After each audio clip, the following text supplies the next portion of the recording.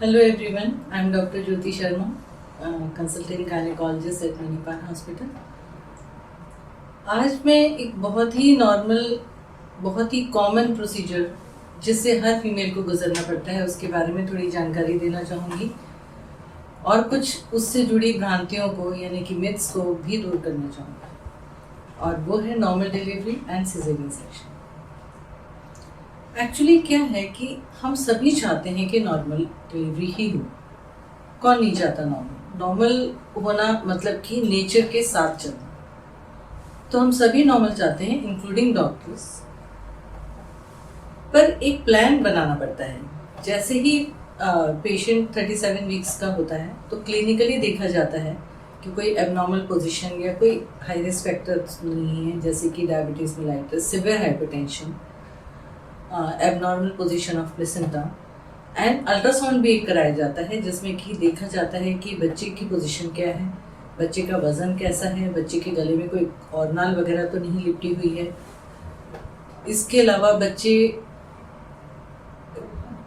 का otherwise status अंदर कैसा है, उसके हिसाब से हम प्लान करते हैं मोड ऑफ डिलीवरी।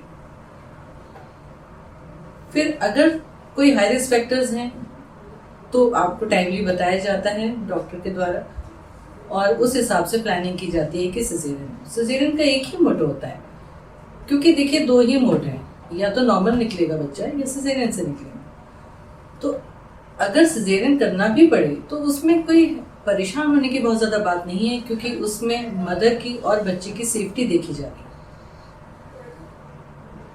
अच्छा, अगर सब कुछ ठीक है, अगर सब कुछ नॉर्मल है तो फिर वेट किया जाता है स्पॉन्टेनियस लेबर का, यानी कि अपने आप से दर्दें आए या पानी छूटे, तो उसका हम वेट करते हैं 40 वीक्स तक भी और कभी कभी 41 वीक्स तक भी।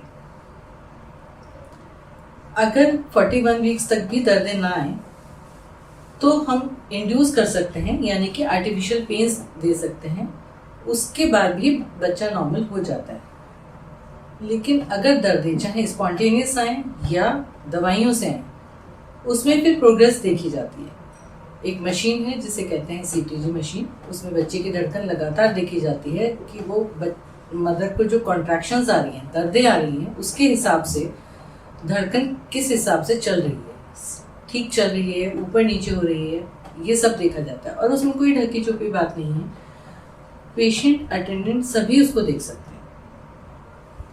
इसके अलावा मैं एक और बात बताना चाहूँगी कि प्रोग्रेस का एक सेट पैटर्न है। कम से कम 2 घंटे में 1 सेंटीमीटर डायलिटेशन या 1 सेंटीमीटर डिसेंट, कुछ ना कुछ प्रोग्रेस होनी चाहिए लेबर के दौरान। अगर कई घंटों तक कोई प्रोग्रेस नहीं दिखती है, जैसे कि 3-4 घंटे तक अगर किसी भी तरह से कोई प्रोग्रेस नहीं दिख रही है, तो उसे हम non progress of labour declare करते हैं और उसकी वजह से सिजेरियन करना पड़ सकता है। नॉर्मल डिलीवरी हो या सिजेरियन सेक्शन हो, Manipal hospital is well equipped hospital for both of them. यहाँ प्रॉपर इन्वेस्टिगेशंस किए जाते हैं, round the clock lab available है, round the clock paediatricians available हैं। अगर सिजेरियन की नौबत आती है तो round the clock anaesthetist team available है। इस तरह से हमारी टीम हमेशा 24 घंटे तत्पर होती है किसी भी टाइप की इमरजेंसी को या किसी भी टाइप के केसेस को डील करने के लिए। अगर सिजेरियन करना भी पड़े तो उसमें परेशान मत होइए। कई लोग एक टैबू की तरह मानते हैं सिजेरियन को, तो वो टैबू नहीं है, मैं ये कहना चाहती हूँ। क्योंकि सबसे पहली बात है कि मदर और बच्चा दोनों की सेफ्टी सबसे ज़्यादा इम्पोर्टेंट है, डॉक्टर के लिए भी और आप सबके लिए। तो अगर किसी भी तरीके से उसे सेफ रख पा रहे हैं तो वो चीज़ कहाँ खराब हो सकती है। दूसरी बात है कि सिजेरियन सेक्शंस आजकल इतनी कॉमन सर्जरी है कि उसमें किसी को कोई प्रॉब्लम नहीं है। प्रॉपर इन्वेस्टिगेशंस के बाद में एनेस्थेटिस्ट टेकअप करते हैं, एक पतली सी सुई लगती है कमर में और पूरा हिस्सा सुन्न हो जाता है, तो पेनलेस होता है। आगे दवाइयाँ भी होती हैं जिससे कि पेनलेस होता है। सिजेरियन के बाद में सेम डे खाना पीना शुरू हो जाता है, नेक्स्ट डे पेशेंट चलना फिरना शुरू कर देता है, थर्ड डे तो घर ही चला जाता है। तो इस तरह से कहीं कोई मेजर टैबू या कोई वो मन में ना रखें। लोगों की भ्रांति है कि सिजेरियन के बाद में बहुत बैकएक होता है, स्पाइनल जो मतलब बेहोशी दी जाती है जो कमर में टीका लगा के, उसकी वजह से।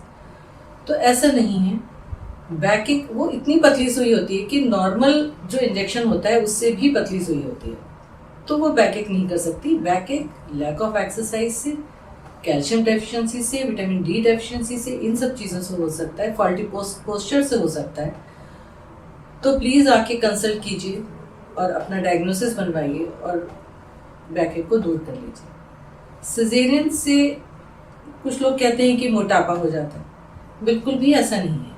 वो डाइटरी हैबिट्स की वजह से होता है। जब डिलीवरी के बाद में, जैसे हमारे भारत में परंपरा है कि बहुत घी और नट्स और बहुत ही हाई फैट्स वाली चीज़ें खिलाई जाती हैं कि दूध अच्छा रहेगा उसके लिए, पर वो भी गलत है। बहुत ज़्यादा फैट अगर खाएंगे तो वो डेफिनेटली अकोमुलेट होगा बॉडी में और फिर पेशेंट ओबीज हो जाएगा। वो सिजेरियन की वजह से नहीं है, वो खाने पीने की वजह से है। तो मेरे कहने का अर्थ ये है कि बिना परेशान हुए सिर्फ अपने डॉक्टर पे ट्रस्ट कीजिए, चाहे नॉर्मल हो चाहे सिजेरियन हो।